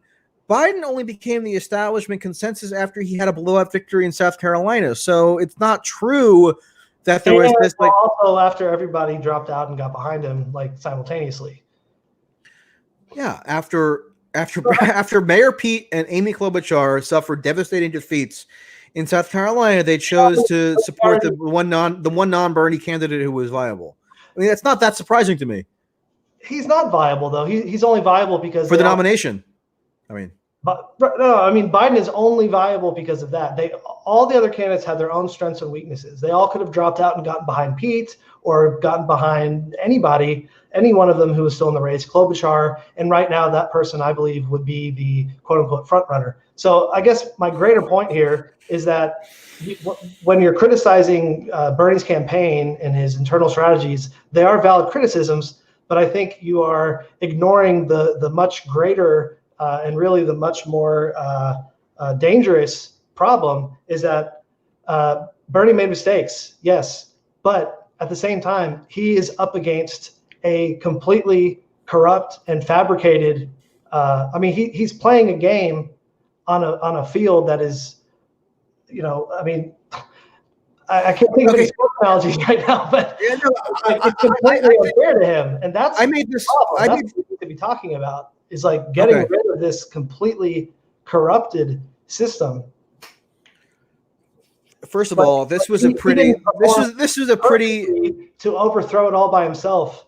Okay, let's punch him a little bit over that, sure, but I don't think really anybody can with the way things are. Okay, I actually think that. Here's one way I would respond to that. I think a lot of Bernie supporters, maybe including you, overstate the threat that he posed to the Democratic establishment. I think Bernie is somebody who has worked very easily with the Democratic establishment for a long time, even if his priorities differ from theirs. Good relationship with Chuck Schumer, good relationship with even Harry Reid. That's why Bernie chose as his campaign manager Faiz Shakir, a former Harry Reid staffer and a former Center for American Progress staffer. Sure, but the deputy campaign manager in the Bernie campaign is Ari Robin Hart. I think I'm getting that right. Who was also a Harry Reid staffer. Mm-hmm. So do you think those people would have joined or would have been offered to join the Bernie campaign and would have joined if they felt that he was truly this existential threat to the Democratic establishment? I don't really buy it. No, I actually agree with you on that. I've kind of had my eyes open to that since the passage of the CARES Act. So I do think that Bernie is much more of a Democratic water carrier than I previously believed. But I think that kind of inflates my point even more, that the problem is not necessarily Bernie or his campaign. The problem is that there was no real political revolution to speak of, and what are we going to do about that? Like, it wasn't. But when you say, to address the problems, strategic or substantive, because like my qualms with the Bernie campaign are not entirely strategic. Strategy doesn't matter really if they're not just gonna, even if Bernie was a real deal. Strategy. Here's how I would encompass why strategy does matter. Okay, Bernie, won the popular vote. Won the popular. Let me just make this point. Bernie won the popular vote in Iowa, which is sort of meaningless, but he narrowly lost the delegate count. You could talk about the problems with the botched caucus. I said we should negate that caucus. But in terms of the certified results, Mayor Pete won the Iowa caucus. Okay, but Bernie was a very, very, very close second. Bernie then wins the New Hampshire primary. By a relatively small margin. His rural support cratered in New Hampshire as well, but he had enough support in his neighboring state from his home state that he did win the New Hampshire primary. Okay. Then he wins the Nevada caucus by a landslide. The Nevada caucus is not really representative of the wider electorate because it's dominated by left-wing activists, and caucuses are lower turnout. Okay, but he still won by a large margin. Then we're going to South Carolina. Now, if you wanted to take a defeatist, fatalistic attitude, where you're telling me that Bernie, with all the advantages that he had over 4 years, there was nothing he could do to avoid getting totally blown out in South Carolina by 30 points, I don't agree with that. I think that he could have done more, and that has to do with strategy. I've been talking to people in the Bernie camp. I mean, maybe you don't believe this, but people in the Bernie campaign reach out to me, okay? And they're telling me about the problems in South Carolina with the Bernie campaign that have to do with strategy, okay? So if they even cut into Biden's margin by half in South Carolina, where Biden wins by like 8 or 9 points rather than 30, then I don't know that you would have had the conditions that allowed for such a swift establishment consolidation by Super Tuesday, where Pete and Amy simultaneously drop out and endorse Biden. In fact, at that point, the establishment, quote unquote, would have been more fractured, and then Bernie can use his plurality in order to win states on Super Tuesday that he ended up losing. So that actually, I do think, I have two qualms with that. One is like, who cares if he's co-opted by Harry Reid, Flax, and all these types of people? But then, but the other question too is like, it's just. It's like an unfalsifiable hypothesis. Like, it's a hard argument for me to make because the evidence is not on my side, right? It's the same thing that happened with 2016. It's like, hey, get over it, Bernie people. Hillary won. Okay, yes, but she won because she had all these all these conflicts of interest in her favor. And I think it's the same thing here. Like, we could speculate all day, Biden won South Carolina, so therefore this. No, I think it's just the establishment was looking to defeat Bernie, and they were going to do anything that they could, and they'll use any narrative that they can stitch together. So then why do you even bother running in the first? If you don't think that you can overcome these forces, then why do you even bother running in the first place? Bernie? Or yeah. I don't know. I'm not sure. If it was impossible for him to win, right, given these establishment interests, then why do you even bother in the first place? The point was he did have a way that he could have won, and he didn't. So we need to understand the reasons for why that didn't work. That's true. I don't know. I guess the difference is I've completely lost faith now in the electoral system. I don't think that's really the way to get anything done because it's not working. With Bernie, I don't know. I don't know the guy. My most generous. Have you ever spoken to him? No, I wish. I have all the speeches, and tried to shake his hand and whatnot. But no, I think the most generous assessment I have of him now, why he ran, to answer your question, would be to put these ideas out there. So maybe he knows, he's been in the system long enough, knowing that, you know, he's not going to get, they're not going to hand him the presidency because he won. I think. Okay, I mean, I think he ran in 2020. Maybe not 2016. I don't know that he initially, anyway, thought that he could win in 2016. I think it might have been more of an issue-oriented thing, right? In the early phases of 2016. Then he gains a lot of traction. He at one point he narrows the national polling gap with Hillary, where they're almost at 50-50. In 2016, he wins Michigan, he wins Wisconsin, he wins Washington State, he wins all these caucuses. Okay, so he actually, but in 2020, hold on, but in 2020, I think the reason he ran is not because he just enjoys running for president. I thought he could win. I thought he had a reasonable chance. He thought that he had a reasonable chance of winning the nomination in 2020. Okay. That's why he ran. So he didn't win the nomination. I agree. I know. And therefore, it's incumbent on me, maybe not you, but I feel it's incumbent on me and others to take a hard look at why his initial forecast in terms of his reasonable chance of winning the nomination did not come to pass.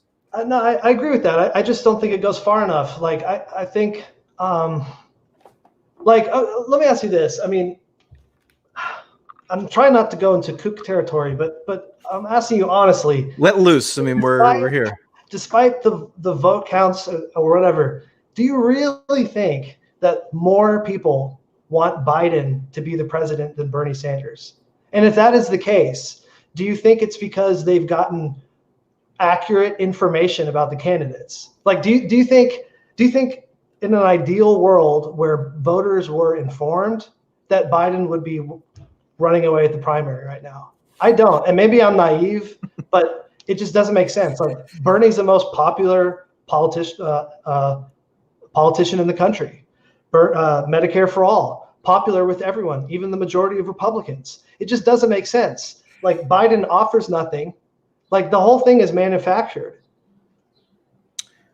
I think that more Democratic primary voters want Joe Biden to be the Democratic nominee than they want Bernie to be the Democratic nominee. I think that's a pretty straightforward statement. Why though? I mean, for me, you're saying Biden offers nothing. You're saying Biden offers nothing. This is part of my analytical approach. Well, maybe in order to understand what voters perceive Biden to be offering, you have to make a little extra effort to put yourself in their shoes. So obviously voters do believe that Biden offers something. They believe he offers the best opportunity to beat Trump. That's their judgment, okay? They believe that he offers maybe like the restoration of the Obama presidency. They like Obama.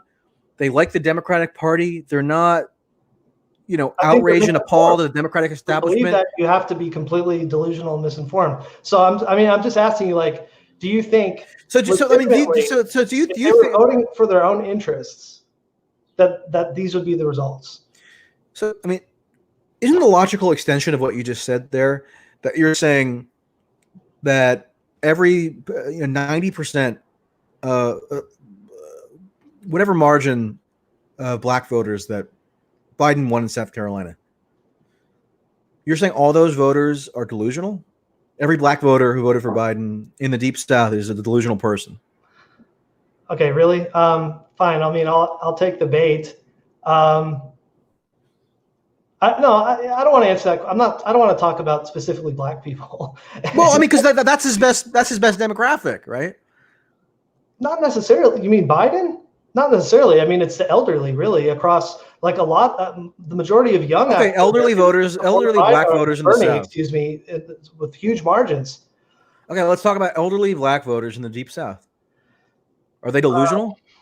Yeah, but I don't want to single them out. I think all Biden supporters are delusional because they've been essentially brainwashed by the corporate media into, not.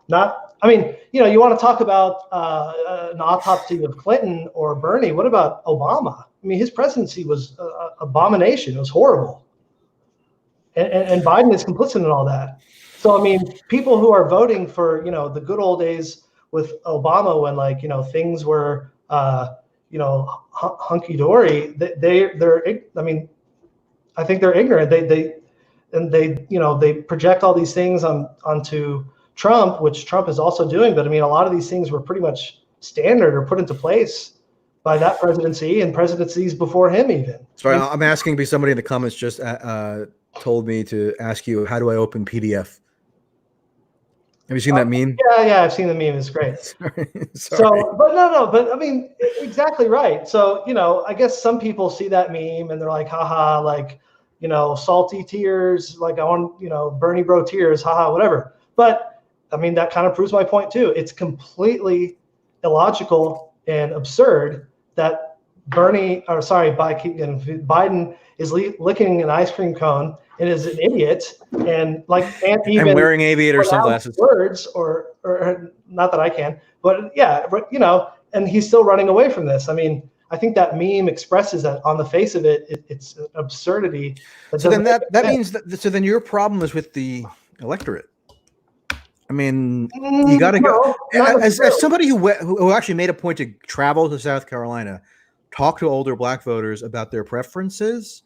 I'm not willing to accuse them of being delusional. Maybe they don't have the same reasoning. No, I think they're delusional. Yeah, I think a lot of Democrats are. Okay, I mean, I think I don't agree with that. I could disagree with them without accusing them of being deluded. And my objective is more to understand them rather than to cast judgment on them. I reserve my harshest criticism not for ordinary voters. I actually think a lot of voters who did vote for Biden are rational in the sense that they've been fed this hysteria about Trump. That's rational in that context. That's rational in their frame of mind. Correct. But that's still delusional, though. I mean, they're making rational decisions based. Okay, so let's say Biden wins the election. Let's say Biden defeats Trump and wins the election. Mm-hmm. If their goal, if their main priority is nominating somebody for the Democratic nomination who can defeat Trump, and then Biden does in fact defeat Trump, if that's what their main objective is in their terms of determining their voting preference in the primary, then are they delusional? No, they were rational. They made the right choice. But I think that's a delusional political goal, because if your entire goal is based on getting rid of Trump, well, obviously the next question would be why, and then they would probably tell you, well, all these bad things about him. Okay, here's the basic point. I don't think it's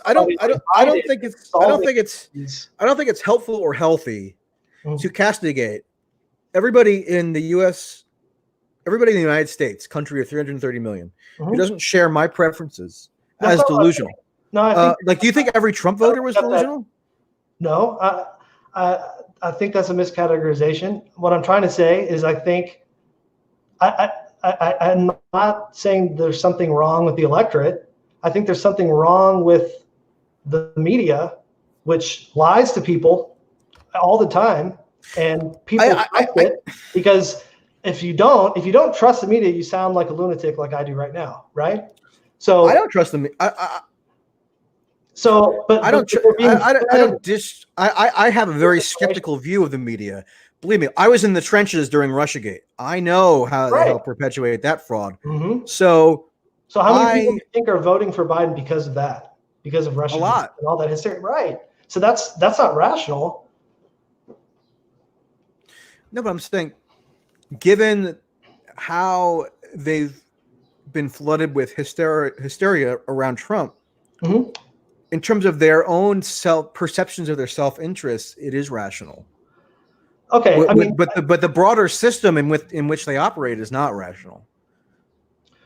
Okay, right. So I agree with you there. So I'm not, again, to be clear, I'm not. But therefore, your problem is with it shouldn't be with individual voters. It is not. It is not with individual voters or with African American voters in South Carolina. It's with our trusted institutions and leaders and media platforms that knowingly, intentionally lie to people on a consistent basis, in order to preserve the interests of the wealthy and powerful. So I've lately gotten into local politics here in Collin County.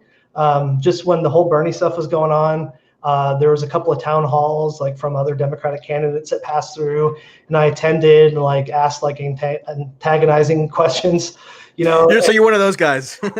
Yeah, I am now. I've been enjoying myself. So and you know, and I got to meet some people like some you know, young activists here in the party, and they kind of like introduced me to like, you know, some Facebook groups like put on by the local Democratic Party, and you know, so I just kind of dipped my toes in and you know, kind of learning a little bit about how things work on the local level. And what I've discovered, I mean, in this I would say brief time period, or you know, introduction to local politics, is that the rot and delusional thinking goes all the way down to the local level. Like it's almost, I don't mean this literally, but it's almost as if there is some kind of directive or memo passed from the DNC to like every single, I mean, I guess it's not that far-fetched because they are a party. But I mean, like some of the tactics or the psychological arguments or bullying, I mean, it's almost an exact match of what you would see like on the Twitter sphere or the national scale of people making disingenuous arguments or shutting down Bernie supporters or progressives, like down to the local level. It's quite astonishing. Like, so I was doing some phone banking for somebody who's running for a Texas congressional seat. His name is Lorenzo Sanchez. I think it's like LorenzoForTexas.com or something. I'll share that with you later if you. But so, you know, he's like a Bernie-crat progressive, blah, blah, blah. And there's this other young organizer, really great guy. He's like 19, and I don't know so much about him, but his name is Chris Vasquez. And it seems like maybe he was radicalized by like the Parkland shooting movement kind of thing, and, you know, got into politics. And he's like a really motivated organizer. And he's not like a quote unquote Bernie bro. He's the opposite of toxic. You know, I mean, he just tries to talk about ideas, and like, you know, he's a very, very nice guy. And so I'm in some of these Facebook groups, and like the elected officials or people who are sitting on the boards of like our county's Democratic Party are like rabid, like insulting him, banning him from groups. I mean, it's just ridiculous. And I mean, I just, anyway, so kind of a roundabout point. I mean, it seems like this institution is fundamentally, systematically the problem. And Bernie did not, Bernie ran a flawed campaign for sure. But I don't think that is the full scope or even really the main issue of his failure, or the failure of these policies or these politicians like Tulsi in general. I mean, it's systematic problems that need to be addressed. And it just seems like, you know, earlier when I made the comparison to you or Neera Tanden, what I kind of meant is that, you know, she is like in bad faith distracting people from, you know, the real systemic issues that obviously she is a part of. You are not, but it's just when we see you kind of echoing some of those sentiments like Bernie drop out, I guess that's the gut reaction from a Bernie supporter is, okay, so you see my point. Yeah, I get the point. I get the point. And I don't think acknowledgement of the systemic issues that you raise ought to preclude a specific assessment of the Bernie campaign's failures, whether they be strategic or substantive. Because, like I said before, I've tried to couch it such that I believe there are kind of overriding political dynamics which were inhospitable to Bernie, especially compared to 2016, that made it more difficult for him, but they could have been overcome with maybe a different strategic and substantive approach. So that's my basic outlook. And again, I'm not diminishing any of the structural or systemic issues that you raise. Yeah, as somebody who also has had a firsthand look at how party politics operate in the local level, I fully appreciate the whatever insights you can glean from, you know, Collin County, Texas, and I'm sure it's accurate. But you know, what can I say? I mean, I feel like a value that I can add is trying to provide a little bit more of a heterodox take on the Bernie campaign based on my good faith evaluations, based on my the journalism that I've done and the analysis that I've done is based on somebody who has had almost a front row seat to the Bernie operation, broadly speaking, now for 5 years. So let me ask you this. And let's wrap up soon, by the way. Sure, of course. Okay. Oh wow, yeah. So again, I think the criticisms are valid, but let's say Bernie had one. But hold on a second. When you say the criticisms are valid, that's almost all I need to hear, because you're not objecting on the most part to the validity of the criticisms that I'm making. You're objecting to the emphasis, timing, maybe saying certain things to the exclusion of other things in terms of the broader systemic forces. So if you're conceding that the criticisms are valid, in a way, that is itself a validation of what I'm saying and what I wanted to get out of this conversation. Sure, that could be your takeaway. But I mean, what I'm saying is, like, I appreciate criticisms of Bernie if they're going to make him stronger and if they're going to help him progress or his movement, whatever. But it seems, again, this is just my reading of it, but that some of your tweets was more just like, kind of rubbing it in, but not really providing. And I've asked you for examples of that. Forward. Well, I think I've given you several examples, some of these tweets. And we went through them pretty comprehensively. Right. Well, you're pointing out mistakes in his campaign, but they're not really constructive, I suppose. It's kind of just like, hey, here's another thing I noticed about how dumb Bernie is. Okay, great.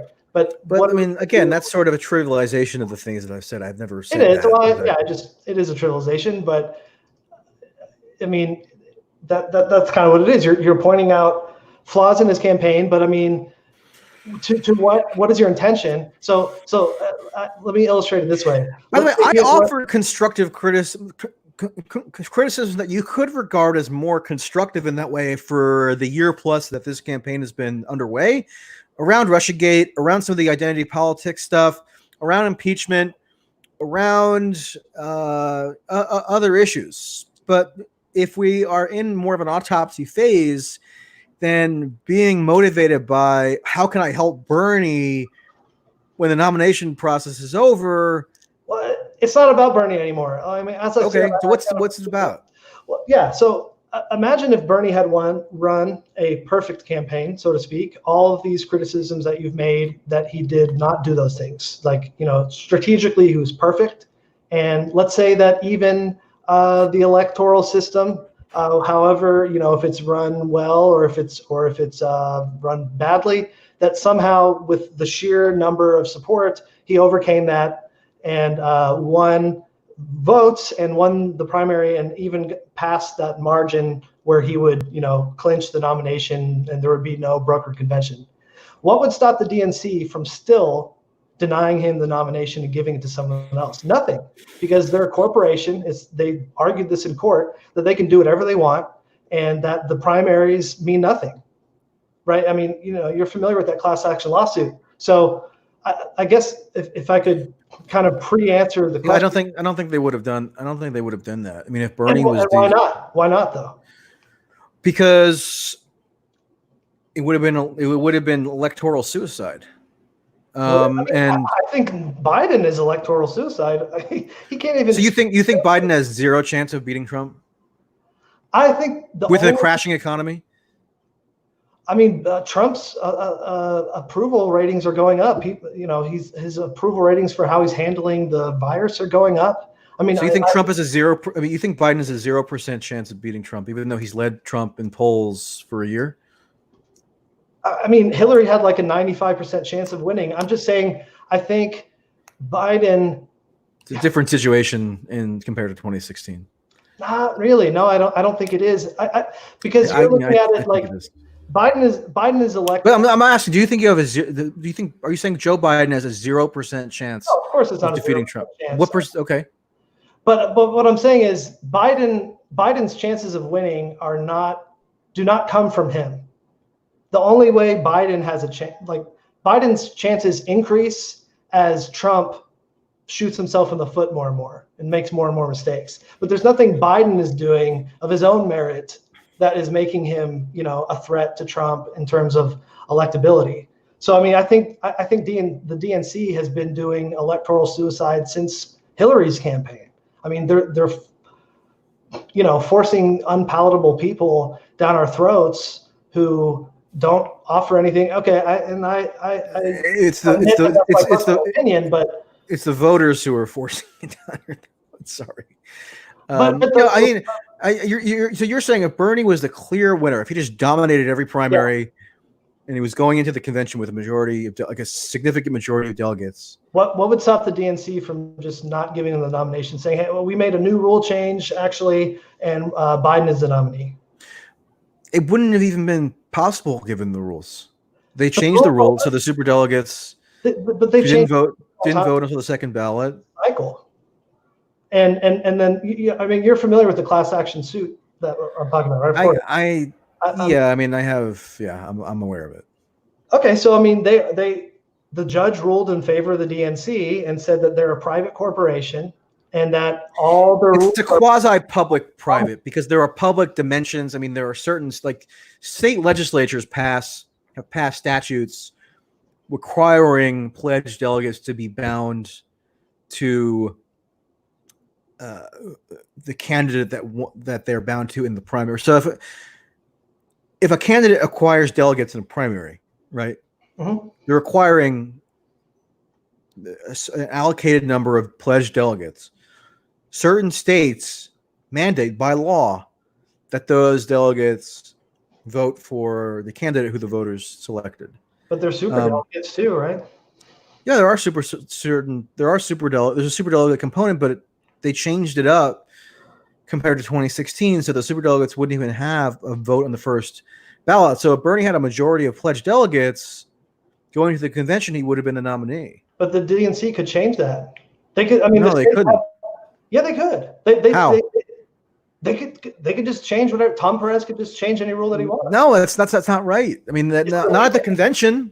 Not at the convention. Is it illegal? The delegates are the ones who change the rules. And if Bernie had a majority of delegates, so they couldn't have changed the rule. Who changed the rules to allow Bloomberg on the debate stage and not Tulsi? That was the leadership of the DNC, but the nomination is different. Why? I'm trying to explain to you why. Well, because the Tom Perez and his leadership lackeys at the DNC can make a unilateral decision that has no involvement whatsoever with the delegates who have been allocated in order to manage the debates.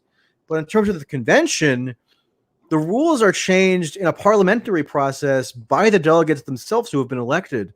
So if Bernie had a majority of delegates, he would have been the nominee. Tom Perez can't just say, okay, I'm going to decide that somebody else is the nominee now at the convention. That's not how it works. I'm not sure if that's true. I disagree. I mean, it is true. I mean, you could say you disagree, but there's nothing really to disagree with. I'm explaining to you what the procedures are. But what I'm saying is the procedures are arbitrary because they make them up as they go. Like you said, the state law is that delegates have to vote for this and that. But what's stopping the DNC from saying, oh, actually, there's going to be 500,000 superdelegates now? I mean, it's a private. They're not beholden by any law. They can again do whatever they want. This gets back to the question that if you think even if Bernie had the optimal scenario where he's going into the convention with a large majority of pledged delegates, then he still couldn't have won the nomination. Then again, I question what was the point of him even running in the first place if that was true. I don't think it was true. I think he ran in 2020 because he knew that the scenario that you just sketched out there was not actually true. Right. Well, I think what Bernie was. So I was trying to ask a rhetorical question and lead you, So I'll just tell you what I was thinking. I think Bernie was thinking that if he legitimately won all the votes or enough votes to not have to go into round 2 for the superdelegates and essentially, clinch the nomination, that the DNC, because of voter perceptions, because the DNC, they want people to believe that they're a legitimate organization that reflects the will of the people, and that the pressure would be so strong on them that they would basically be forced to stick to their own rules and promises and hand the nomination to Bernie, even though they have no intention of doing so. So I think that's what he was thinking. once you get to the convention, right, it's different from the DNC just deciding what the criteria for the debates are. It's a different process. It's a convention. It's a parliamentary procedure.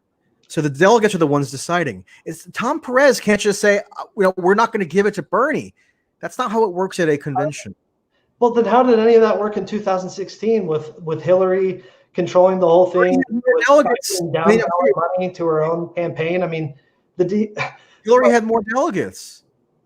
But then Bernie conceded, and he released his delegates to Hillary. That's how it works. But you're kind of conflating the DNC that they're like Congress, that they're like beholden to the Constitution and like laws, but they're not. It's all arbitrary. It's just like a show that perturbs or that. No, really, okay. It really is. I mean, why does Bernie or anybody bother with anything? That's the basic point. Then, I mean, I don't think that what you're saying is true. I think it was reasonable for Bernie to bother because the sort of fatalistic interpretation that you're setting out here is actually not right. So therefore, it was worthwhile for Bernie to bother, and that's why the necessity of analyzing why his campaign failed is even more pronounced, given that there was an actual opportunity for the women nomination. So are you saying you don't think there was any scenario at all where Bernie actually would have become the Democratic nominee? You think it was just impossible? I think what I'm saying is my point is that's what you think. That's more deflating than any tweet I could say. No. You're putting words in my mouth. What I'm saying is I don't think, and this is kind of in hindsight, like looking back at what happened. I don't think within the DNC itself as an organization, not like the general election or whatever, that the vote count is arbitrary and irrelevant. The only thing that matters is this, concept of electability. And I think that we could criticize Bernie's campaign for failing maybe to connect with more people or to leapfrog past the media biases to get more people energized about what he's trying to accomplish. But I think at the end of the day, it's all about, is the DNC able to convince enough people that this process is legitimate and a reflection of the will of the people? That's all it comes down to. Do you see what I'm saying? Or I don't feel like I'm articulating it.